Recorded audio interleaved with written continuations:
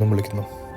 ഈ ഗ്രഹത്തിൽ വെള്ളം നിറഞ്ഞ അന്തരീക്ഷവും അതുപോലെ തന്നെ ഹൈഡ്രജൻ നിറഞ്ഞ വായു ഉണ്ടെന്ന് ജെയിംസ് വെബിൻ്റെ ഡാറ്റ പറയുന്നു. ജെയിംസ് വെബ് ടെലിസ്കോപ്പിൽ നിന്ന് കിട്ടിയ ഈ ഗ്രഹത്തിൻ്റെ വെളിച്ചം പരിശോധിച്ചപ്പം ശാസ്ത്രജ്ഞന്മാർക്ക് ഒരു അത്ഭുതകരമായ ഒരു രാസഘടകം കണ്ടെത്താനായി.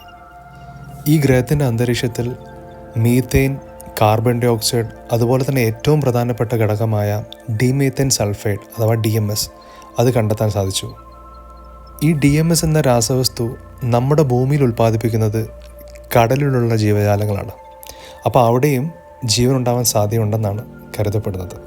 പിന്നീട് വിശദമായിട്ട് അതിനെക്കുറിച്ച് പഠിച്ചപ്പോൾ 99.7% അവിടെ ജീവൻ ഉണ്ടാകാൻ സാധ്യതയുണ്ടെന്നാണ് പറയപ്പെടുന്നത്. എങ്ങനെ നാസ ഇത്ര കൃത്യമായിട്ട് ഈ ഡീറ്റെയിൽസ് എല്ലാം കണ്ടുപിടിച്ചു? നമുക്കത് നോക്കാം. ആദ്യം ജെയിംസ് വെബ് ടെലിസ്കോപ്പിൻ്റെ ഇൻഫ്രാറെഡ് ലൈറ്റ് ഉപയോഗിച്ച്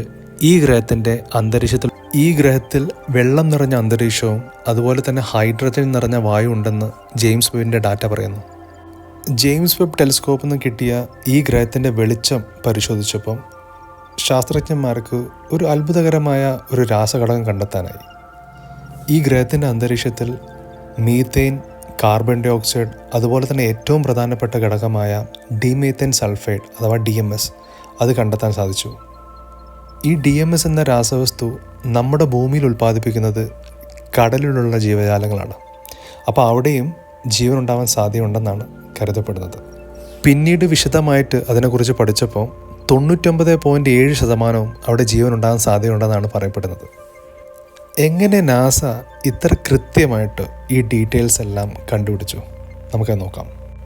ആദ്യം ജെയിംസ് വെബ് ടെലിസ്കോപ്പിൻ്റെ ഇൻഫ്രാറെഡ് ലൈറ്റ് ഉപയോഗിച്ച് ഈ ഗ്രഹത്തിൻ്റെ അന്തരീക്ഷത്തിലൂടെ കടക്കുന്ന വെളിച്ചം